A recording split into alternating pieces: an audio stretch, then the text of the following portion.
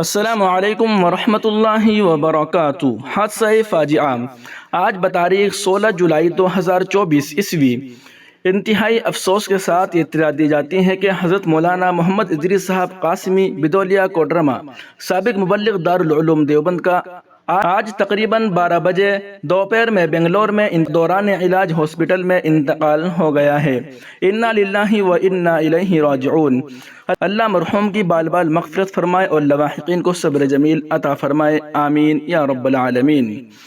دوسری جانب جمعیت علماء ہند کے صدر مولانا محمود مدنی اور ناظم عمومی مولانا محمد حکیم الدین قاسمی نے مفتی محمد عباس صاحب قاسمی صدر جمعیت علماء ضلع باغپت یوپی اور محتمم مدرسہ اصلاح المسلمین بجرول ضلع باغپت یوپی کے انتقال پر گہرے رنج و غم کا اظہار کیا ہے۔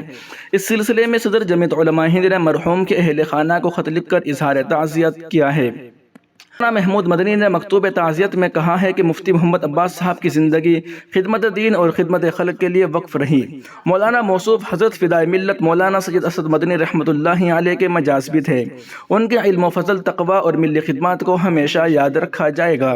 دعا ہے کہ اللہ تعالیٰ مفتی صاحب مرحوم کو اپنی بے قرار رحمت سے نوازے اور جنت الفردوس میں رضوان الہی سے سرفراز فرمائے۔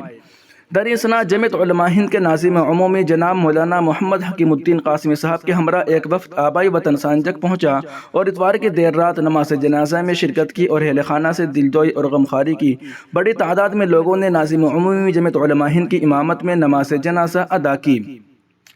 وفد میں ناظم عمومی کے علاوہ مولانا محمد عاقل صاحب گڑھی دولت صدر جمعیت علماء مغربی یوپی زون، قاری محمد ذاکر مظفر نگر، ڈاکٹر محمد جمال مظفر نگر، مولانا مفتی ذاکر حسین قاسمی دفتر جمعیت علماء ہند، مولانا تحسین مولانا دلشاد، قاری جعفر کھڈا مظفر نگر، مفتی اسماعیل صادق، مولانا عبدالباسط یوسفی سیکریٹری جمعیت علماء صوبہ دہلی، قاری ہارون اسعدی، مولانا خلیل، مفتی اقبال، مفتی عادل وغیرہ شامل تھے۔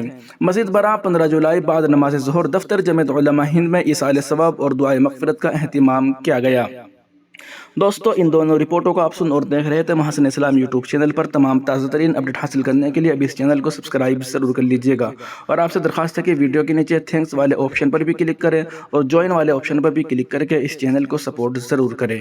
السلام علیکم ورحمۃ اللہ وبرکاتہ۔